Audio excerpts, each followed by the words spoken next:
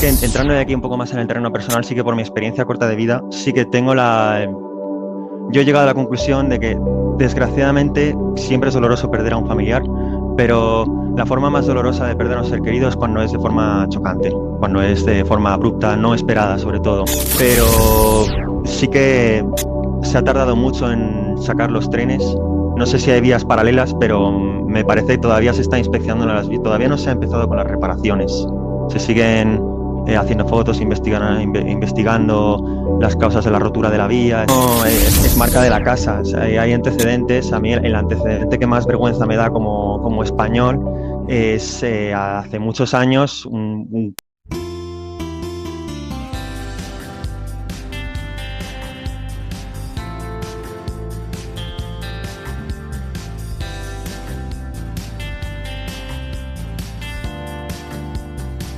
Hola y bienvenidos otra vez a mi canal de YouTube Español por Dentro. Estoy aquí para hablar de un incidente muy grave que ocurrió en España hace unos días, el descarrilamiento que tuvo lugar precisamente en una región que se llama Ademús, en la provincia de Córdoba.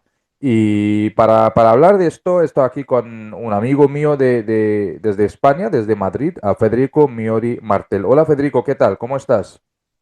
Hola, muy bien. Me llamo Federico, vivo en Madrid, he vivido toda mi vida en Madrid y nada, estoy terminando ahora estudios de programación para aplicar y encantado de pues, comentar tanto el accidente en sí como toda la atmósfera que envuelve la situación y cómo está recibiendo la población este accidente. Claro, claro. Muchas gracias por tu tiempo, Federico. De hecho, Federico estuvo en mi canal hace tiempo ahora para hablar de la dana que tuvo lugar, ¿no? En Valencia. Y bueno, pues hoy estamos aquí para hablar el descarrilamiento en Ademús, que fue un incidente ferroviario en el que un tren se salió de la vía en un tramo cercano a este municipio, lo que provocó interrupciones del servicio y retraso en la circulación de trenes de la zona mientras actuaban los equipos de emergencia y los técnicos, ¿no? Y tras el suceso se activaron los protocolos de seguridad para atender a los afectados, comprobar si había heridos y asegurar el área. Y bueno, pues vamos a hablar mucho más sobre este incidente. Así que, Federico, la primera pregunta para mí es, ¿cuándo te enteraste del descarrilamiento y qué fue lo primero que pensaste?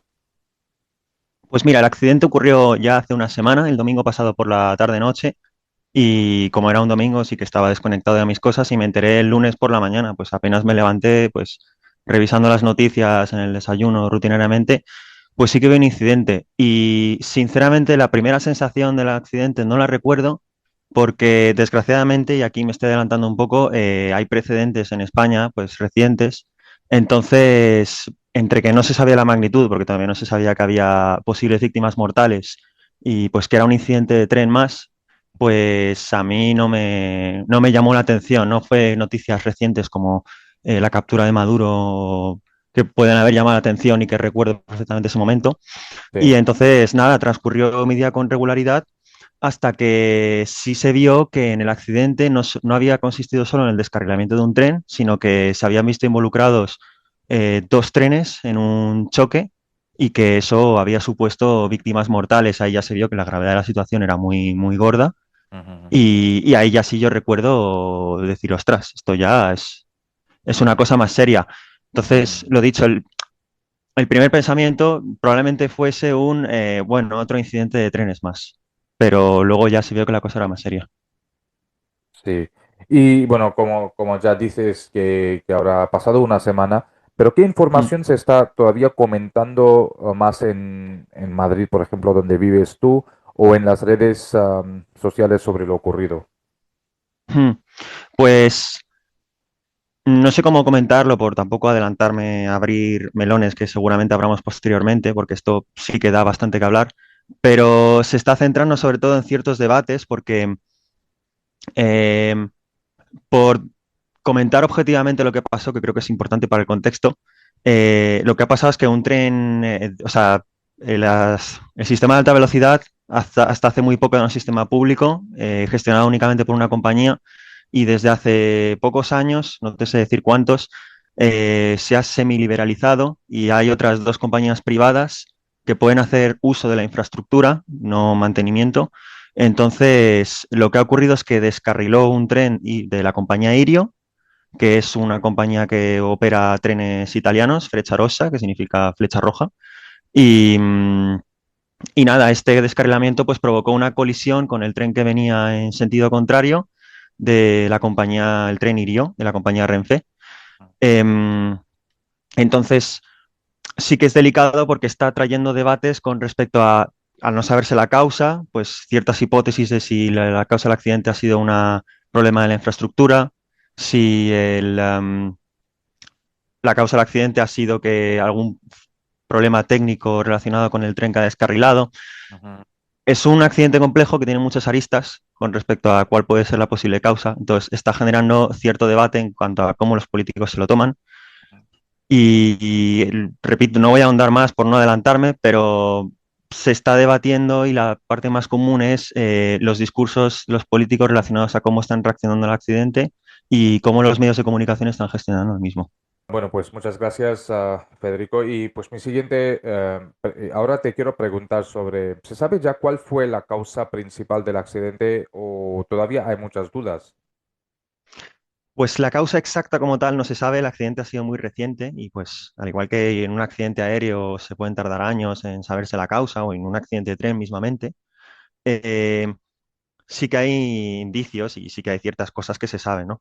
Lo que sí sabe es que se sabe que ha descarrilado un tren y justo en el momento en el que le pasaba un tren de frente. Entonces, el descarrilamiento de un tren ha provocado una colisión y eso ha provocado pues bastantes heridos.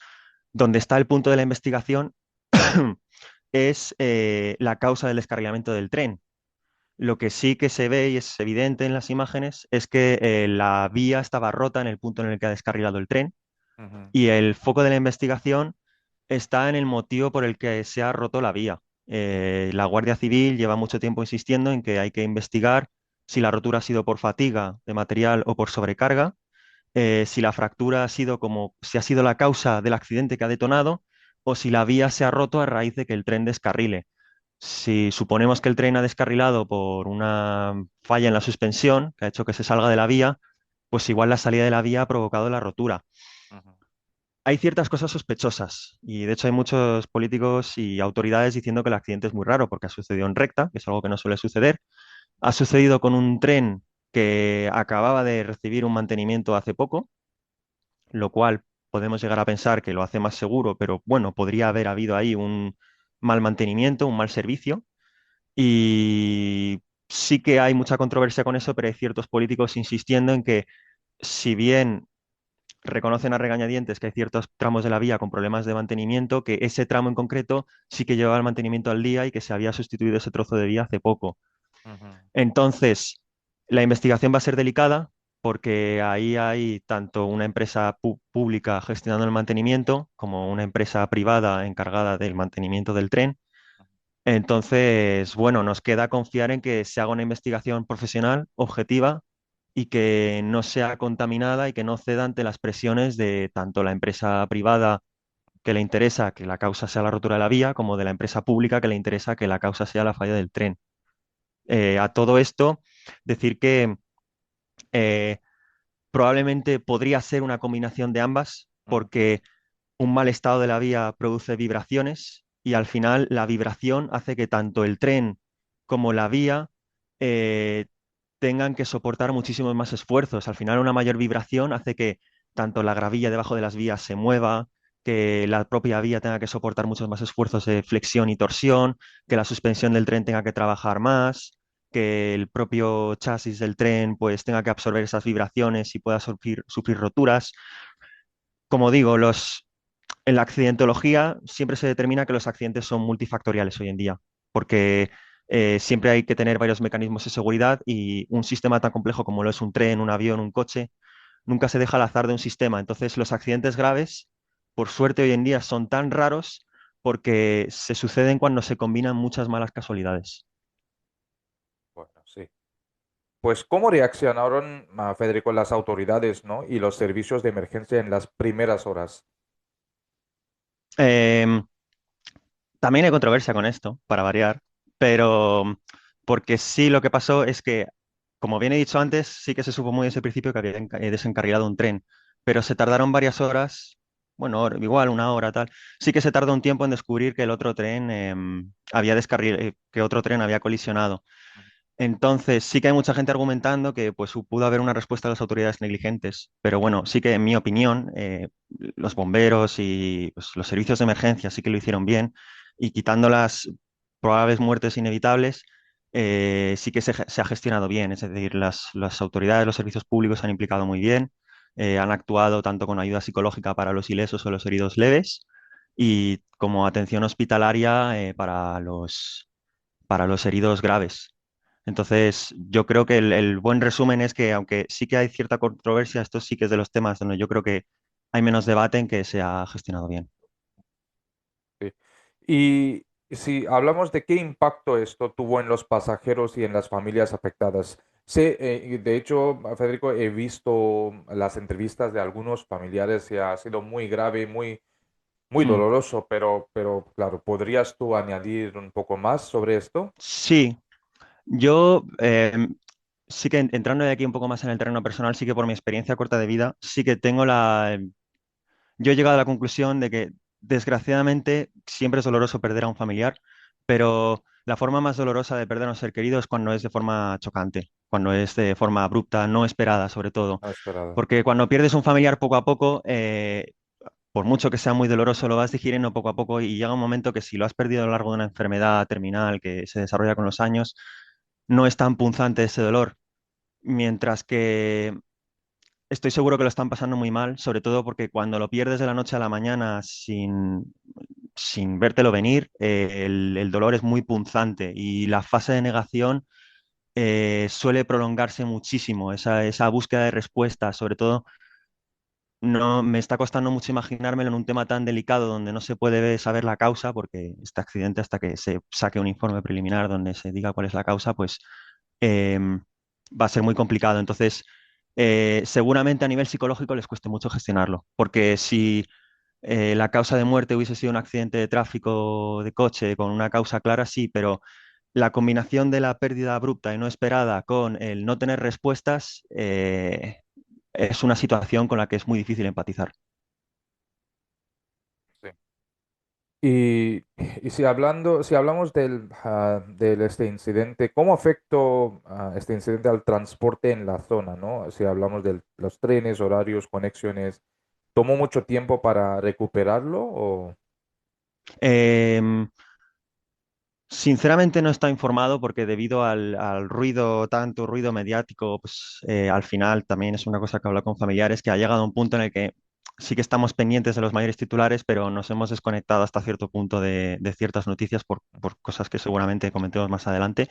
Ujú, Pero sí que se ha tardado mucho en sacar los trenes. No sé si hay vías paralelas, pero me parece que todavía se está inspeccionando las vías. Todavía no se ha empezado con las reparaciones. ujú. Se siguen haciendo fotos, investigando las causas de la rotura de la vía, etcétera, etcétera.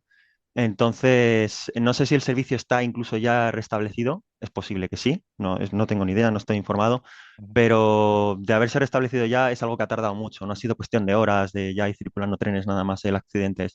Ha sido tal el impacto de la catástrofe que es algo delicado, que se está gestionando, se está investigando mucho, se está tardando mucho en limpiar los restos del accidente como tal.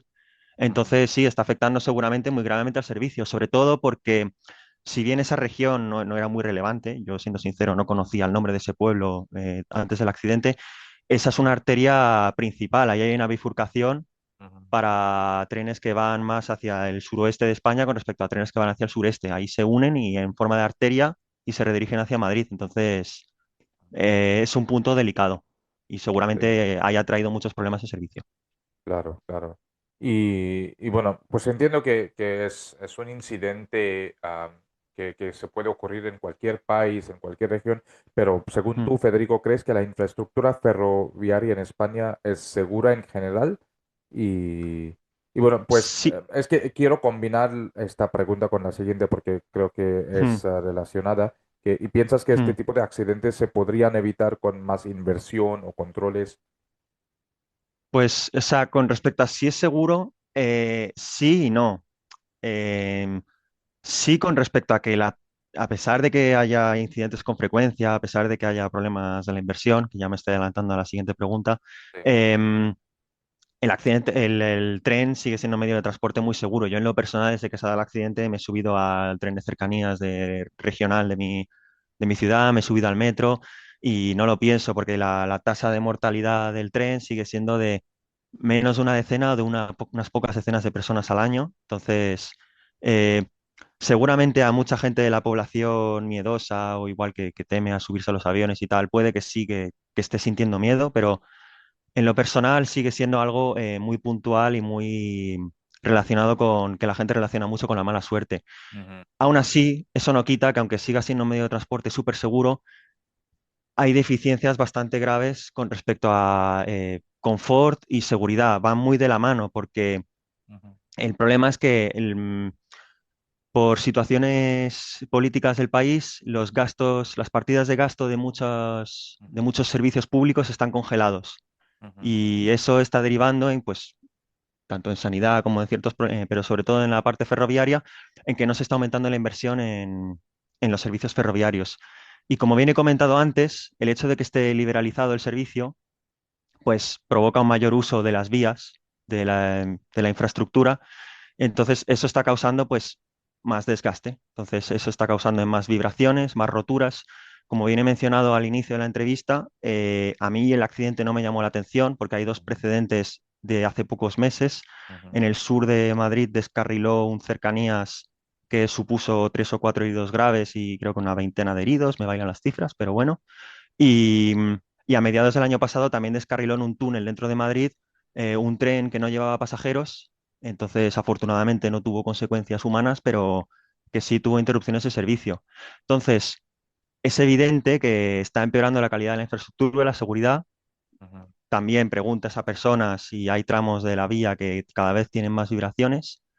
Y sobre todo es evidente, hay muchos medios que se están haciendo eco de esta noticia, que están saliendo informes que el número de accidentes no está subiendo proporcionalmente conforme al uso del servicio. Es decir, los viajes en tren y la cantidad de trenes está aumentando, ujú. pero el número de accidentes está aumentando más rápido de lo que lo hace el uso del tren.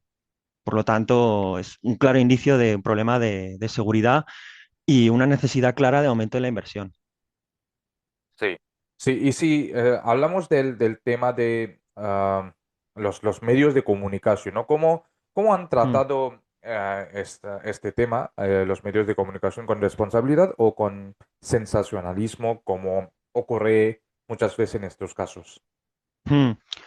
Pues aquí hay diversidad de opiniones, pero yo creo que la opinión mayoritaria, si bien, pues bueno, puedo estar sesgado en pensar que mi opinión es la mayoritaria, pero la opinión mayoritaria es que se está abusando del sensacionalismo. En España no es marca de la casa, o sea, hay antecedentes. A mí el antecedente que más vergüenza me da como español Ujú, es hace muchos años un caso, es lo que se llama un caso mediático, ¿no? Un niño quedó atrapado en un pozo y bueno, pues fue una tragedia porque acabó muriendo ahí y tal, pero fue una noticia muy puntual pues desgraciadamente las personas mueren por accidentes con relativa frecuencia, pero fue un caso mediático del que se estuvo hablando semanas, meses, día a día. Había titulares como continúan los trabajos de investigación, entrevista a la madre llorando. Es decir, se tiende, si bien en todos los países se tienden a crear sensacionalismo, y si nos vamos a Estados Unidos, pues siempre que hay alguna noticias igual de algún asesinato a algún político, pues se rasca, hay diversidad de opiniones. ujú, A donde quiero llegar con todo esto es que en España es marca de la casa. En el atentado que hubo en Atocha, en España, también hubo mucha crispación, hubo mucho sensacionalismo, hubo mucho debate con respecto a la autoría del atentado. Entonces, aquí viene siendo más de lo mismo. Está habiendo mucho morbo, que se le llama, no sé si conoces ese término, con respecto a entrevistar a los médicos que estaban ahí a bordo, con respecto al entrevistar a políticos que van ahí con el chalequito para hacerse notar. Otra imagen que yo creo que va a pasar a la historia de España, no por orgullo, sino por vergüenza, es que las autoridades más importantes de España, los reyes de España y políticos muy importantes, se han hecho una foto al lado del tren accidentado, donde se ve en primer plano a la derecha los políticos posando y Ujú, en un segundo plano a la izquierda el tren volcado y destrozado. Esa imagen ha dado la vuelta al país, ha dado mucho de qué hablar en el muy mal sentido y sinceramente es una de las cosas que más me avergüenzan. No sé si culpar, reflexionando yo en alto, tampoco culparía yo a los periodistas porque sí que en lo personal tengo gente en mi entorno íntimo que se dedica a la profesión ujú, y yo muchas veces reflexiono de qué está pasando con este sector porque toda la gente que conozco siempre tiene que trabaja en este sector siempre tiene buenas intenciones, es buena, es crítica, pero no sé si por la crisis en la que está pasando el sector con respecto a la digitalización con Internet, no sé, se podría hablar largo y tendido de esto, pero el periodismo está en una crisis muy grave y que esperemos que sea pasajera porque las noticias es algo súper importante, tanto ujú, como para hacer de contrapoder con respecto al político. El rol del periodista siempre ha sido el de criticar al gobierno porque la información es muy importante. Las censuras blandas, el dar un cierto discurso y castigar otros ha sido muy peligroso. ujú, Y también para concienciar a la población de los problemas que están pasando. O sea, al final, si a ti te limitan la información o te amplifican muchísimo una información con ruido, siempre vas a tener una imagen distorsionada de la realidad, que eso siempre va a influir mucho en tus decisiones. Es un tema delicado, pero muy interesante. sí. Bueno, pues sí, para terminar esta entrevista, después de lo ocurrido, Federico, ¿qué medidas te gustaría que se tomaran para evitar que se repita en el futuro, ¿no? Hmm. Sobre todo, a ver, lo que está claro, independientemente de cuál sea la causa, que no se sabe, y es verdad que hay que ser profesionales y no aventurarse, pueden hablar de hipótesis, pero no afirmar. Eh, yo pediría tanto un aumento de la inversión en la infraestructura, y creo que es algo que la mayoría de España pediría, porque cualquier usuario habitual de trenes es algo que ha notado incluso como evidencia anecdótica, no solo mirando gráficas y hechos. Ujú, ujú, Y luego algo que pido con resignación ya, por tener poca esperanza de que se cumpla, es responsabilidades. Es decir, sea cual sea la causa primordial que detona toda la cadena de sucesos, em, es algo dicotómico. A lo que quiero llegar con eso es que no será algo puntual que diluya responsabilidades de, bueno, ha habido la mala suerte, que se ha roto un tornillo y eso pues ha hecho que se rompa la vía y ya está. Es decir, todo en los trenes está muy medido.